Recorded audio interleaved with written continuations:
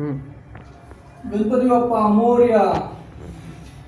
महाराष्ट्राचे आराध्य दैवत, लाडके दैवत श्री गणरायांना माझे प्रथम वंदन. जय गणेश, जय श्रीकृष्ण. अध्यात्म थॉट्समध्ये आपले सहर्ष स्वागत आहे. आज जाणून घेऊयात वास्तूविषयी. घरातील ईशान्य दिशा कशी असली पाहिजे.